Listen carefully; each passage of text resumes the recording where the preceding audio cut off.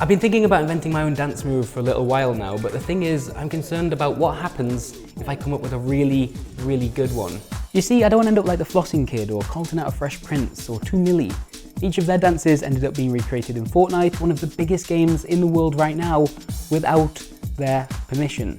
In fact, the 3 of them have each attempted to sue developer Epic Games as a result of this, making the case that Fortnite, a mostly free-to-play game that sells players things like these emotes, is profiting from their moves. The Carlton dance, now at the center of an unusual legal battle. Now don't get me wrong, I'm not entirely against the idea of Fortnite using my dance, but if that does happen, I'd like to wet my beak, you know? That game's revenue was in the billions last year, and I'm very much in my overdraft after buying a new sofa. That being said, it does turn into a bed as well. Look at that. And so, before any choreography begins, before a single step is taken in time to a catchy tune, before the first hip is thrust, I'm going to need to speak to a lawyer about how I stop Epic Games, or anyone else for that matter, from using my dance move without talking to me first. If you're just doing a dance move, that's going to be a problem, because a move in itself isn't protected. If you think about something like the moonwalk, that's not protected. A dance routine would be protected. What's the difference? Length. I haven't thought this through. Well, how long does it need to be? Is that a clear-cut thing? It's not a clear-cut thing. I'm going to need some criteria to work with here. There's got to be something. A lot of it is the law and the writing that's around it is saying, well, you need to protect something that's, one, people have put effort in. Effort, okay, right, well that's something I can work with. 2, it can be performed, like it's like a completely made up dance. It can't just be an amalgamation of loads of other things or things that maybe aren't dances, or just kind of like weird moves, like yoga flows aren't protected, they specifically set that out. Shit. 3, it's not like a social dance or something that, you know, people are just going to perform. It's actually something that is, you know, of creative functionality. So if you think about a ballet piece or something like that, a lot of effort has gone to choreograph that. As opposed to the Carlton dance is probably the key one that people think of, because that the US courts have found is not protected, saying it's not long enough, it's not sufficient skill to do it, to put it together, and it incorporates components of other dances, which so therefore it's not original. But they did the Carlton on Dancing with the Stars. It got all 10s, even from Bruno. 10! America. This isn't gonna work. How am I gonna do better than the Carlton dance?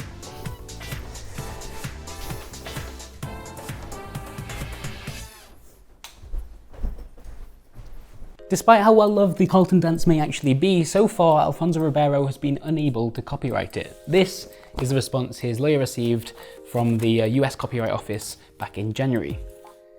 Here we go. The fact that a dance or movement may contain more than a trivial amount of original authorship is irrelevant to this determination. Social dances, simple routines, and other uncopyrightable movements are not choreographic works under Section 102A4 of the Copyright Act.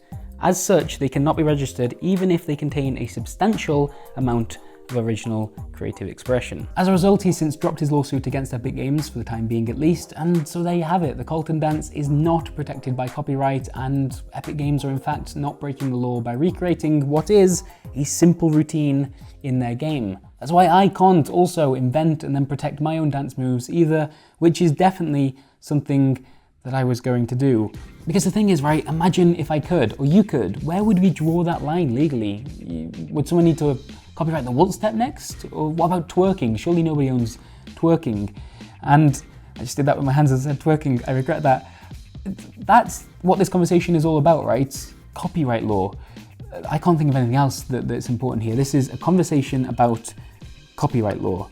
It's not like, say, the Carlton dance has some kind of cultural significance of its own, or unique social observation that's quietly lost when it's added to a video game that provides no real context for where it's from or what its author had to say about growing up as a rich black kid in America.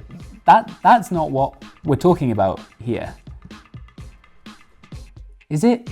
And so it said Carlton dances, and then that was the song that they gave me. And I went, well, how would this character dance? What would he do? What would his style be? And so at the time, there was a Bruce Springsteen video called Dancing in the Dark.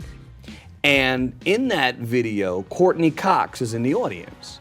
And he pulls her up onto the stage and she does the Carlton dance, right? Like that's the dance that she did. And then Eddie Murphy had the Raw video where he did the white man dance in his video. And I took both of those and I was like, that's the dance. Now, how would this character do it? Last month, Waypoint published an article with the title "Fortnite's appropriation issue isn't about copyright law, it's about ethics." In that piece, its writer, Yusef Cole, points out that many of the artists who've raised concerns about Epic's behaviour, some even resorting to lawsuits, are black. Dances that originated in black spaces, he continues, that were born specifically from circumstances associated with growing up black in America, are lifted intact and slotted neatly within Fortnite's endless, heavily monetized library. I spoke to Yusef over Skype a few days ago and asked him about the significance of Carlton's character in Fresh Prince and that of the dance itself. There has always been this, I think, this conflict within the black community between those people who've made it and those who haven't. And his character is this, silver spoon, rich kid. I mean, you're cool and all, but Carlton, well, he's not exactly our type. In the ways that his efforts to be seen as white and to kind of not be tied down to his culture, like affect his character. So that's really complex and like something that he just came up with impromptu on the set. And I think, so in doing this goofy dance that becomes iconic to his character, it also describes his character and the nuances of it really well. That same dance, move for move, has been replicated not just by Fortnite, but also Destiny, NBA, and Forza Horizon. But without the character himself, without that context, there's no bite, no other meaning. Again, in the words of the US Copyright Office, what we're looking at here is just a simple routine, but its message wasn't necessarily meant to be. Then you've got other examples like the Millie Rock, a dance that began in Brooklyn, New York, and is so undeniably linked to its creator Terrence Ferguson, aka 2 Millie, who launched a music career off the back of this video going viral in 2014. When you move like this, even if you're Rihanna, you're doing his dance. You're referencing him. Or you were at least, because now for millions of players, that's actually just the swipe it dance from Fortnite. Oh wait, what was that? Oh, the swipe it? It's like the. I can't. Hang on.